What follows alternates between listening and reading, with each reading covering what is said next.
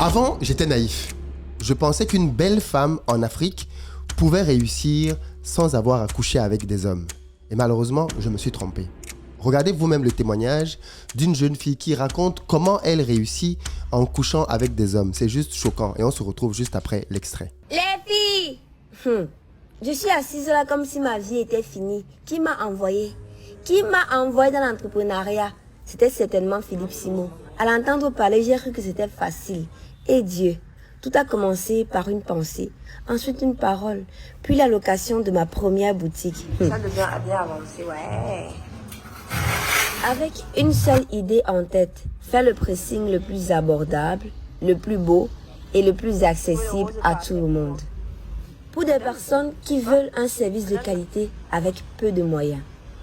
J'ai eu la chance d'avoir une bailleresse compréhensible et adorable qui m'a loué sa boutique en plein Carrefour Eto. Il m'a laissé un peu de temps pour commencer les travaux.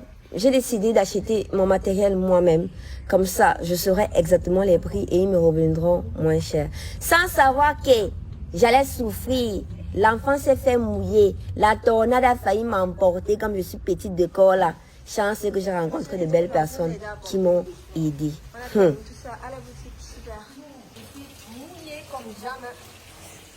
Avant tout, j'avais fait appel à mon ami Joël qui m'a fait un plan en 3D, ce qui m'a permis de voir exactement à quoi est-ce que je voulais que mon pressing ressemble. Les travaux ont commencé timidement et vous connaissez comment c'est dur de travailler avec les Camerounais, n'est-ce pas? Le Chibanyasi par exemple, il était venu chez moi, il a mis les tuyaux apparents. J'ai dit, hey, tonton, je voulais qu'il dépose ma machine comment? Sans oublier les péripéties de la vie. J'avais un peu trop mis mon cœur à l'ouvrage, je me suis blessée, j'étais tombée. C'était pas évident, c'était très stressant. C'était ma routine. Tu appelles un technicien, il fait un travail médiocre. Tu appelles un autre qui vient modifier le travail médiocre de l'autre. L'enfant de quelqu'un a failli devenir bête.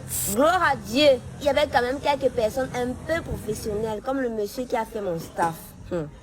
Le monsieur qui a fait la façade, je ne sais pas quoi dire de lui, mais au départ, il m'a fait une barrière protectrice devant le pressing. J'ai dû tout casser et recommencer parce qu'il n'a pas compris ce que je voulais. Qui perdait de l'argent? Moi. Fin de compte, on est arrivé à ce que je voulais. Celui qui m'a aidé à faire la peinture, c'est mon amour, c'est Hassan. Il est très fort pour la peinture. Franchement, j'ai eu le résultat souhaité. Ensuite, je suis passée directement à l'installation des carreaux devant le pressing. Ensuite, nous sommes passés au nettoyage du pressing. Oui, j'ai appelé les amis de mon petit frère parce qu'ils doivent travailler. Même le peintre a mis la main à la pâte. C'est un amour, je vous ai dit. Oh là là, tandis que moi, il ne faisait rien de supervisé comme une grande bosse. Oh, la vie. Il fallait que je me lance dans l'entrepreneuriat pour un jour monter sur ce tricycle. Et qu'est-ce que je n'ai pas fait? Puis le menuisier est venu faire les derniers repérages, alors que c'était l'une des premières personnes que j'ai payées pour la menuiserie. Mais vous connaissez le Camerounais et le temps. Ils prennent le temps pour te faire ton travail, alors que tu payes en avance. J'ai acheté les fleurs devant le pressing parce que je voulais qu'ils soient un peu différents. Et les fleurs donnent un petit goût cosy. Et j'ai une femme exceptionnelle qui m'a aidé à transporter les pots de fleurs devant le pressing. Et nous sommes passés, bien évidemment, aux derniers petits arrangements, par exemple la salle de bain, avec mon assistant midwife, on a mis des fleurs. J'ai dit que tout le monde a mis la main à la pâte. Ensuite, nous sommes passés au carrelage de la réception. Lui, c'est mon électricien, mais je ne sais pas où est-ce qu'il a développé ce talent de savoir poser le carrelage synthétique avec autant de charisme. Sincèrement, c'était du bon boulot. J'ai adoré le résultat.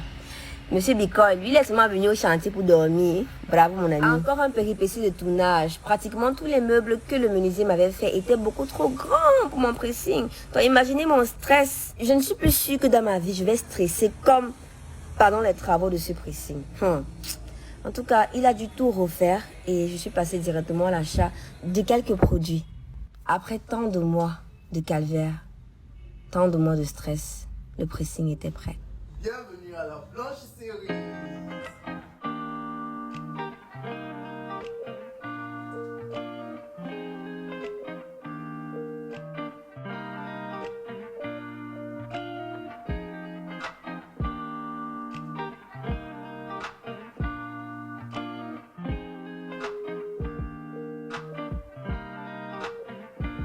Alors, on compte sur vous pour nous faire confiance, pour prendre soin de votre linge avec grand soin. voilà, donc toutes les personnes qui, bien évidemment, ont cliqué sur cette vidéo en s'attendant à voir une jeune dame se prostituer, honte à vous. Dans cette vidéo, je vais parler aux gens qui pensent qu'on peut réussir sans avoir à coucher comme cette jeune dame que j'encourage fortement en vous prodiguant 11 conseils qui, j'espère, vont faire la différence et vont vous donner envie, vous aussi, de vous lancer. Le 10e conseil est spécialement dédié à la jeune entrepreneur. Donc, jeune dame, suis bien le 10e conseil que je vais te donner parce qu'il va te permettre de passer à un autre niveau dans ton business.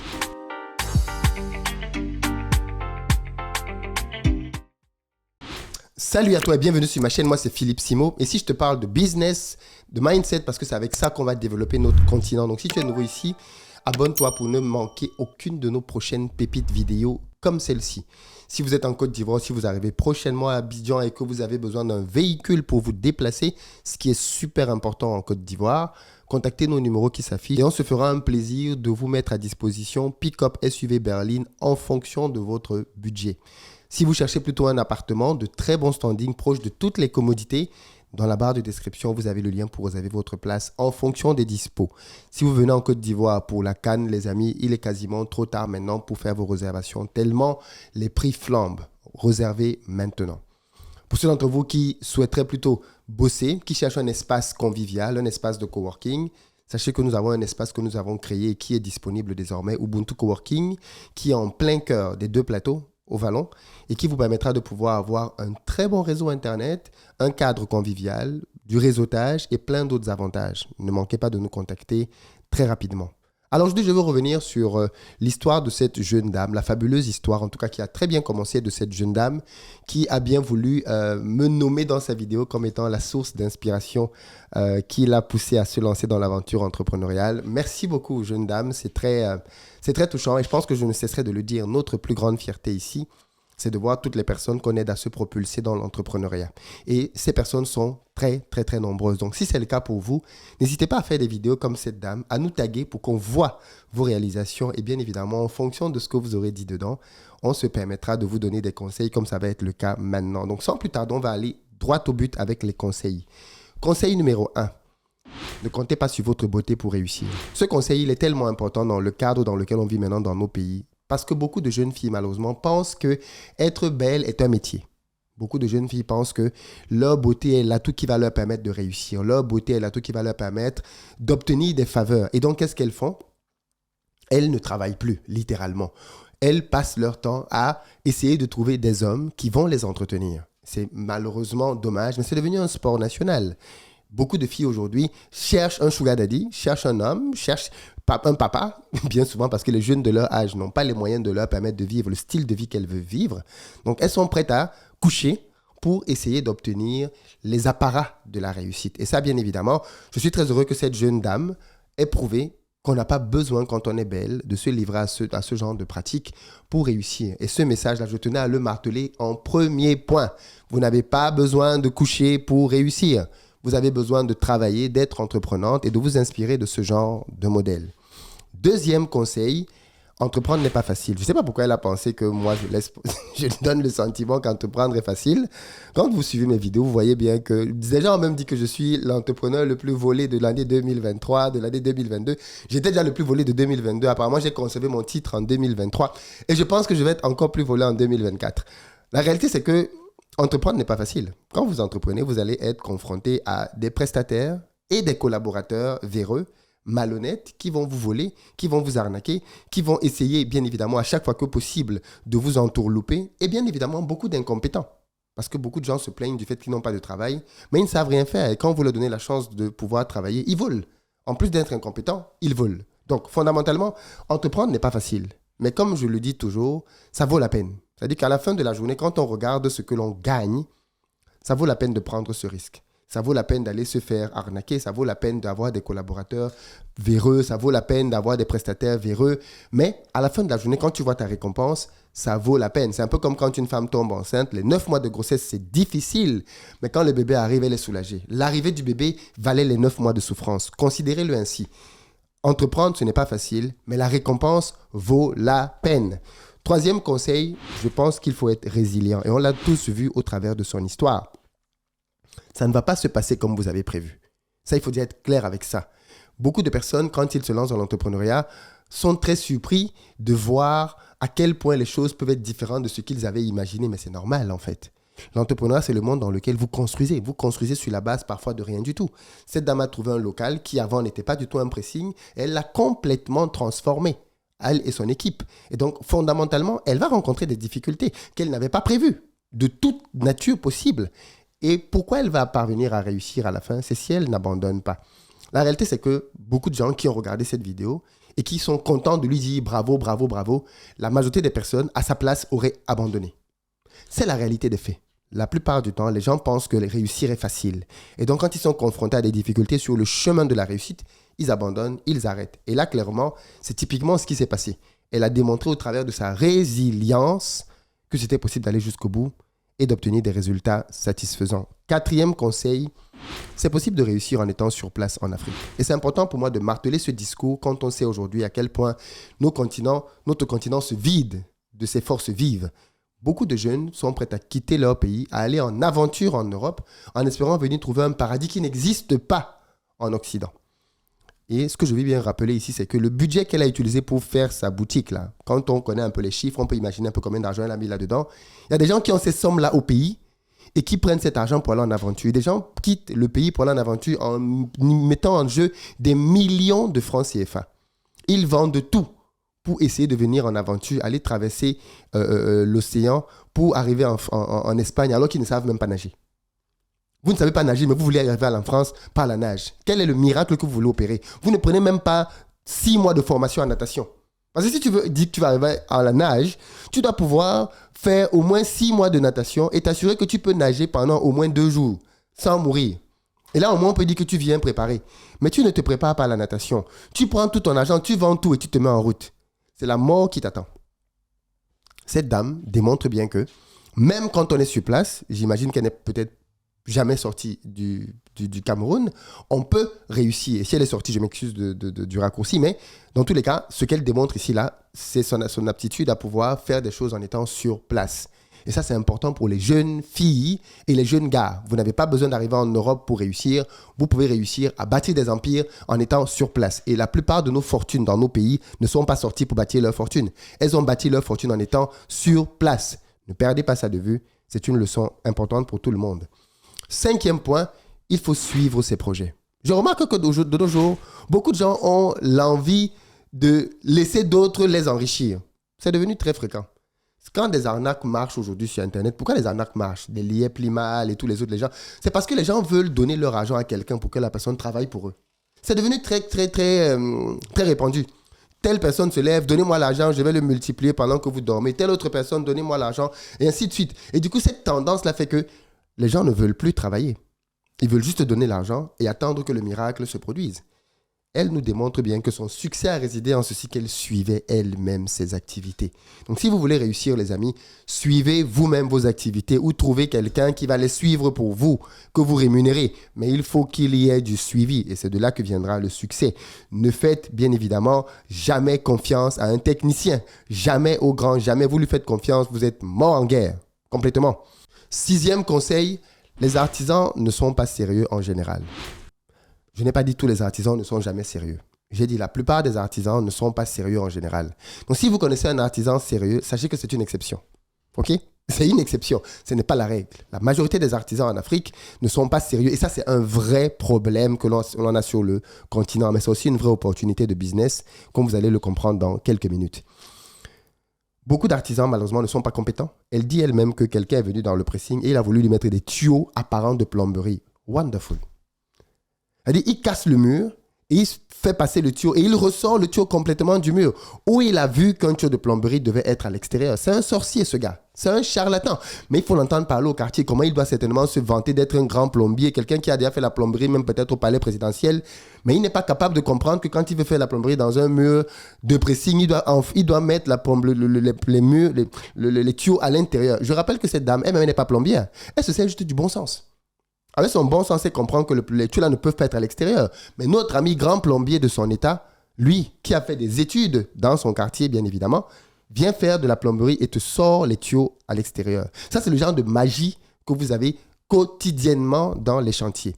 Elle continue en disant que, bien évidemment, derrière, elle a eu des problèmes avec le menuisier. Voilà un menuisier qui vient dans un chantier, un autre sorcier, il vient dans le chantier, il prend les dimensions pour pouvoir venir faire les meubles dans lesquels on va mettre les machines. Le jour où il vient avec les meubles pour les mettre, les meubles ne passent pas. Ça, c'est quand même formidable. On ne lui a pas envoyé des plans. Hein. Il est venu sur le chantier. Il a pris les mesures. Et comme d'habitude, elle dit qu'elle a payé le gars. Donc, on le paye. Il vient, il prend les mesures.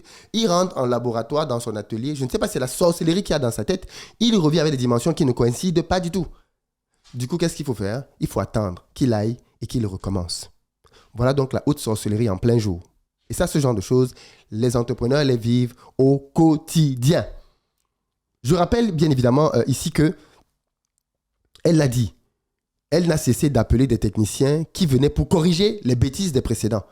Mais imaginez combien elle a dû dépenser d'argent avec ça. Tu payes le technicien Paul. Il vient, il fait des conneries. Tu appelles Martin. Il vient pour corriger les conneries de Paul. Tu as déjà payé 2 fois. Et Martin, même, il peut, en corrigeant les conneries de Paul, créer sa part de conneries. Tu dois maintenant appeler Sylvanus. Donc, tu te retrouves avec 3 à 4 techniciens pour la même tâche au départ. Vous voyez, donc il y a un vrai problème au niveau des techniciens. Voilà pourquoi je vous encourage, ceux qui ont le cœur à le faire, de bâtir des plateformes qui vont permettre de pouvoir évaluer les professionnels dans nos pays. Si quelqu'un parvient à faire une telle plateforme, ça peut être vraiment intéressant. Ne me demandez pas de le faire, je ne peux pas tout faire. Il y a beaucoup d'argent à prendre sur le continent africain. Je vous laisse celui-là. Je vous donne cette idée, allez-y. Mais si vous parvenez à bâtir une application sur laquelle les techniciens s'enregistrent, et une fois qu'ils se sont enregistrés, derrière, ils vous donnent la possibilité de les noter, c'est génial. Comme ça, quand quelqu'un vient sur l'application, il voit la note qu'on a mise sur le technicien. Et les techniciens malhonnêtes, véreux, voleurs, tricheurs, qui ne respectent pas les délais, ça va apparaître dans l'application. Et là, on va voir les bons techniciens qui vont rafler tous les marchés et les sorciers vont rentrer au village. Aussi simple que ça. 7e conseil, soyez exigeants sur le rendu. Il se trouve que, vous l'avez vous-même entendu, elle n'a pas hésité à faire que les techniciens recommencent. Bravo, madame. Bravo, bravo. Il se trouve que ces sorciers charlatans-là, non seulement ils ne font pas bien le travail, mais ils veulent que tu acceptes leur travail approximatif. Vous devez être ferme et intransigeant. Si vous lui avez demandé de vous faire une ligne droite, si la ligne est un peu penchée, il recommence. Ça, c'est le niveau d'exigence qu'il faut avoir. Moi, quand quelqu'un me pose mes carreaux, je prends une pièce. Je place la pièce au sol, je la lance. Si la pièce est bloquée quelque part, je la lance à plusieurs endroits. Hein. Si la pièce est bloquée quelque part, ça veut dire qu'il y a un carreau qui est au-dessus des autres. Et ça, c'est pas bon. On recommence. On recommence. Si tu n'es pas capable de poser les carreaux, n'es pas capable d'avoir un plan droit, laisse tomber. Vous devez avoir ce niveau d'exigence pour amener notre marché à être davantage compétitif. Parce que c'est ça le problème. On fait du bruit tout le temps alors qu'on n'est pas capable de faire des choses basiques. Parce qu'on n'a pas un niveau d'exigence élevé. Et c'est celui qui paye qui doit imposer l'exigence. C'est toi qui payes, tu dois dire au technicien, voilà ce que tu dois faire. Si tu ne le fais pas, ce n'est pas la peine. Je ne vais pas te payer. Et si vous avez cette rigueur-là, en général, ils vont se mettre sur les rails. 8e conseil, vous allez perdre de l'argent. Oui, je sais que beaucoup de personnes, quand il s'agit de projets business, ont peur de perdre l'argent. Ils ont peur de perdre leur épargne. Oh, mais 2 000 euros, mais 5 000 euros, mais 10 000 euros. Oui, je sais, tu vas perdre cet argent. Bien sûr, tu vas perdre. C'est l'argent de l'apprentissage. Tu vas perdre. Tous les entrepreneurs perdent. Toi, tu es qui pour ne pas perdre? Si tu ne veux pas perdre, garde ça dans ton compte en banque et laisse l'entrepreneuriat. Mais si tu veux te lancer dans l'entrepreneuriat, tu vas perdre de l'argent parce que la perte fait partie du processus d'apprentissage. Et ça, il faut que ce soit intégré. Voilà pourquoi je recommande toujours aux entrepreneurs de ne pas prendre tout leur argent pour aller le mettre dans un projet. Sinon, tu vas faire des cauchemars la nuit, tu ne vas plus dormir, tes cheveux vont tomber. On va avoir l'impression que tu viens de prendre 15 ans de plus. Parce que quand tu dors, tu penses à ton argent que tu as mis dans un projet qui n'est pas en train de marcher ou que tu as donné à quelqu'un et qui n'est pas en train de le multiplier. Évite les AVC pour rien. La vie est plus importante que ton argent. Si vous voulez investir de l'argent dans un projet, prenez la moitié ou le tiers de votre argent pour le mettre dans un projet. Si ça ne marche pas au final, bon, vous allez digérer, ça va faire mal. Mais au moins, vous allez continuer à vivre. Mais quand vous prenez tout votre argent, les économies de toute une vie, vous allez donner à un liep limal ou je ne sais pas trop à quel autre charlatan. Mais mon ami, c'est l'AVC qui t'attend. Hein? Et l'AVC est fort, c'est violent, ça ne pardonne pas. Donc, faites attention. 9e point, et qui est très important, ayez des amis qui vous font progresser. Elle a dit dans la vidéo qu'au début de son projet, elle s'est tournée vers un ami à elle qui lui a fait un plan en 3D qui lui permettait de pouvoir se projeter et de voir à quoi son projet allait ressembler. Ça, c'est tellement important. Parce que beaucoup de sorciers aussi parmi vous là lancent des projets sans savoir où ils vont. C'est-à-dire que tu ne sais pas ce pour quoi tu es en train d'aller, tu te lances seulement. Oh, je veux construire une maison, tu lances. À quoi ça va ressembler après, tu ne sais pas trop. Ça, c'est bien évidemment du non-sens.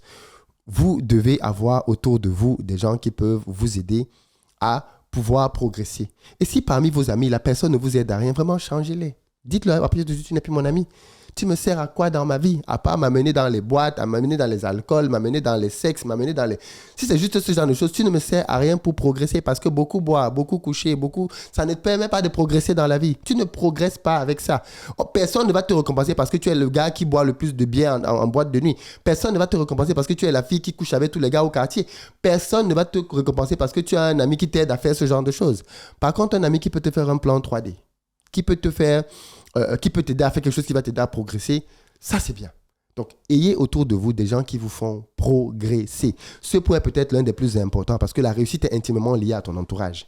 Si autour de toi, tu n'as que des losers, des buveurs de banga, les gens qui, je ne sais pas moi, collectionnent X, Y, Z, quelqu'un a dit un jour que les gens marchent par catégorie. Donc, tu marches avec les gens qui sont comme toi. Donc, si tu veux changer, change l'environnement parce que tu ne pourras pas changer tout le monde. Donc, toi-même, retire-toi simplement de ces endroits-là et trouve-toi de meilleures compagnies. 10e conseil, et ça, c'est spécialement dédié à la dame parce qu'elle a dit qu'elle veut faire un pressing qui est abordable, beau, accessible. Elle veut un service de qualité pour des gens qui ont peu de moyens. Et dans la vidéo, elle dit qu'elle fait le nettoyage à 1000 francs le kilogramme. Madame, tu veux rentrer au village? Parce qu'il faut qu'on te dise la vérité. Tu vas rentrer au village dans très peu de temps. Tu te comportes comme quelqu'un qui veut voler toi-même. Est-ce que tu payes les impôts? Est-ce que tu payes les patentes? Est-ce que tu payes convenablement les salaires de tes employés? Il faut sortir des mécanismes de tricherie, madame. Tu dois pouvoir positionner ton business de telle sorte que quand tu fais ton business, tu génères une marge qui te permet de payer tes salaires, de payer tes impôts, de payer tes charges fixes, tes charges variables et de te générer toi-même un revenu et de l'enrichissement. Il faut le dire très clairement ici, madame, on ne fait pas l'entrepreneuriat pour aider les pauvres. On fait de l'entrepreneuriat pour gagner de l'argent. Et beaucoup de gens font cette confusion quand il s'agit de l'Afrique. Oh, mais Philippe, tes prix sont chers. You decrease. Beaucoup de gens ont cette mentalité de dire que comme on est entrepreneur, comme on fait du business en Afrique, il faut qu'on fasse l'entrepreneuriat moins cher. Tu fais ça, tu vas aller au quartier. Je peux te le garantir. Dans quelques mois, tu vas faire une vidéo ici pour pleurer en disant que oh, mon pressing a fermé. Et les mêmes tocards qui venaient acheter tes produits à 1000 francs vont être les mêmes qui vont se moquer de toi sur les réseaux. Ce que tu dois apprendre à faire, c'est décider à qui tu vends et à qui tu ne vends pas. Ça s'appelle du ciblage. Quand on fait un business, on ne fait pas un business pour servir tout le monde et toute la population. Beaucoup plus sérieusement, si tu fais un business, tu dois le faire pour servir une catégorie de clientèle que tu as bien prédéfinie. Moi, quand je lance un produit, je sais qui est mon client et qui n'est pas mon client. Donc, quand je parle, je sais à qui je suis en train de m'adresser. Et si quelqu'un qui n'est pas mon client se fâche, il ne me concerne en rien du tout ce qu'il pense. Ce qu'il pense ne me regarde en rien du tout. Ce qui est important pour moi, c'est ce que mon client, ma cible, pense. Et quand on fait du pressing, dans lequel tu t'es autant investi, tu viens dire que tu fais ça moins cher, ça prouve que toi-même, tu ne valorises pas ton temps. Tu ne valorises pas ton énergie, tu ne valorises pas ce que tu fais. Et tu vas te dire, oui, mais les autres font à ce genre de prix. Si je fais les mêmes prix qu'eux, alors ils vont aller à la concurrence. Faux, madame. Il y a des gens qui savent reconnaître l'excellence. La plupart du temps, les gens qui font des produits vraiment moins chers, là, ils ne mettent pas la qualité qu'il faut dedans. Si tu mets le niveau de standing et de qualité qu'il faut, crois-moi, ça va marcher. Moi, j'ai eu une très mauvaise expérience des pressings au pays. Quand je viens au pays, je rentre avec mes vêtements sales. Depuis que Bling, le fameux pressing Bling, je leur avais donné une veste à l'époque. Il y a peut-être 5-6 ans, peut-être 5 ans, je pense. J'avais donné une veste à Bling. Oui, je sais qu'ils vont être tagués dans cette vidéo, il faut qu'ils le sachent.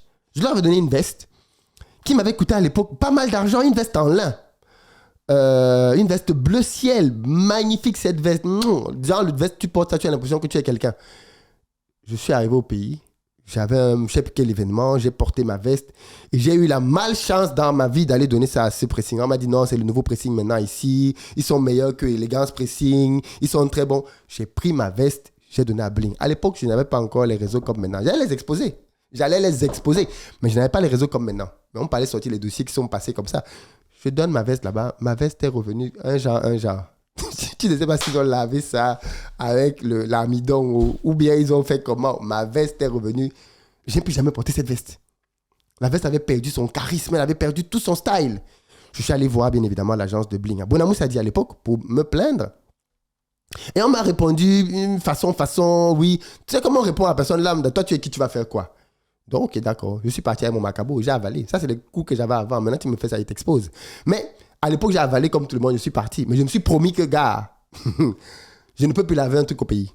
Moi, je remonte à mes effets, je les lave quand je reviens en France, voilà, où je les lave à la maison, là où je sais que je contrôle moi-même ce qui se passe. Mais pour donner une chance à Blanchi Cerise, la prochaine fois que je suis au Cameroun, si je viens à Douala, parce que malheureusement maintenant je suis très près à Yaoundé, peut-être que je passerai déposer une serviette. Il faut commencer par quelque chose, on ne sait jamais. Et on va voir comment elle traite la serviette. Mais l'idée, c'est de dire que si tu apportes un service de qualité, une prestation de qualité, les gens savent reconnaître ta qualité. Ne brade pas ton prix, ne brade pas ta prestation. Et si les gens ne veulent pas payer, c'est pas grave. C'est pas grave. Tu trouveras les bons clients. Parce qu'en plus, le pire, c'est demain, tu prends le vêtement de quelqu'un, toi qui fais tout moins cher là, et le vêtement se passe mal. Tu vas prendre l'argent pour rembourser son vêtement. Parce que ça va arriver. Tu es dans un business dans lequel, tôt ou tard, ça va t'arriver. Un vêtement va être perdu. Mais si tu as déjà des marges qui sont très faibles, tu vas prendre l'argent où? Parce que moi, ce que je te souhaite, Blanchi Cerise, c'est que d'ici en 2024, que tu nous ouvres 2 autres pressings. Parce que c'est comme ça que tu vas devenir riche. On fait du business, je le répète, hein, on ne fait pas du business pour aider les pauvres, on fait du business pour s'enrichir. OK? Sinon, tu fais du social business. Et je ne crois pas que c'est ce que tu fais. Donc, 2024, là, il faut que tu nous ouvres 2 autres établissements. Tu as déjà lancé, le train est parti, tu ne peux plus t'arrêter. Je ne sais pas si autour de toi, on t'a dit que tu étais la meilleure, tu avais tout fait, tu n'as encore rien fait. Tu es au début seulement. Un petit pressing à Bonamous, ça dit c'est bien, c'est la maternelle de l'entrepreneuriat. Mais maintenant, on veut que tu ailles à l'université. Donc, tu vas progresser. Et dans quelques années, tu devras avoir des petits coins comme ça partout dans le Cameroun. 100, pourquoi pas? Et à ce moment-là, tu vas pouvoir dire, bon, voilà, j'ai bâti mon réseau de 100 pressings, ainsi de suite. Et on sera à ce moment-là vraiment fiers de toi. Dernier conseil, 11e, lancez un projet que vous pouvez terminer. Ce point est tellement important. Vous avez remarqué ce qu'elle a fait, la jeune dame? Elle a lancé un projet. Il y a eu plein d'aléas. Elle est parvenue à surmonter tous les aléas et à livrer le projet. Regardez combien de maisons abandonnées sont dans nos pays. Regardez combien de maisons, on a l'impression que c'est devenu les maisons des wadjo, des tout pourris. On a l'impression que les maisons là sont devenues les maisons hantées. Quand tu approches, tu as l'impression qu'il y a un démon qui a pris possession de la maison. Tellement la maison est abandonnée depuis longtemps. Parce que les gens sont venus lancer des projets qui les dépassaient. Faites comme cette jeune dame. Provisionnez du budget pour lancer un projet en sachant que quand vous démarrez, vous allez aller jusqu'au bout. Vous allez aller jusqu'à la fin. Si vous parvenez à faire ça, alors vous allez réellement réussir. Parce que beaucoup de personnes immobilisent de l'argent. Quand vous lancez un projet que vous ne terminez pas, tout l'argent que vous avez mis dedans est immobilisé.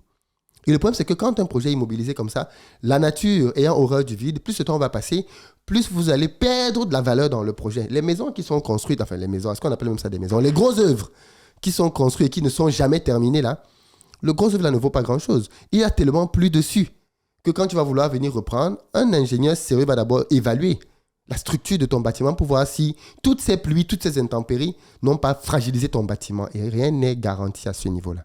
Donc voilà 11 conseils que je voulais partager avec vous pour les hommes et les femmes surtout qui veulent réussir sans avoir à coucher. Voilà ce que vous pouvez faire pour réussir vos projets. Jeune dame, bravo pour ce premier jet, pour cet essai. On espère que c'est un premier jet pour une série d'autres pressings. Et bien évidemment, comme j'ai dit, première chose due, quand je viendrai au pays, notamment à Douala, je tâcherai de passer incognito pour déposer le vêtement et voir le traitement que vous nous donnez. Non, je rigole. Je pense que c'est bien. La qualité doit être certainement au rendez-vous. Et je souhaite que, bien évidemment, un maximum de personnes aillent donner de la force à cette jeune dame. Elle est située à Bonamous, ça dit au carrefour Eto, Blanchi Cerise. Vous avez vu vous-même l'enceinte. Allez lui donner de la force, allez la soutenir. Et on ne soutient pas en parlant sur les réseaux. Okay? On soutient par la caisse. Le soutien passe par la caisse. Tous les gens qui te disent félicitations, qui ne viennent pas payer, ça ne sert à rien. Ce sont même parfois des ennemis. Si quelqu'un veut te dire qu'il te soutient, il vient, il dépose. Tout le monde a des vêtements sales. On est d'accord? Tout le monde a des vêtements sales. Donc toi, tu as un business dans lequel tout le monde peut te soutenir. Tout le monde. Donc, ne lui dites pas seulement dans les réseaux, oh vraiment, cette jeune fille, elle est bien, elle fait bien. Non, non, non, non, non, non. Allez payer. Allez donner vos vêtements là-bas. D'ailleurs, même les prix sont encore moins chers. D'ici là, elle va augmenter certainement après cette vidéo. Donc, allez-y maintenant si vous voulez encore avoir les prix moins chers.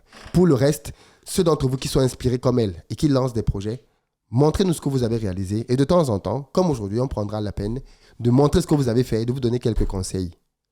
Peace.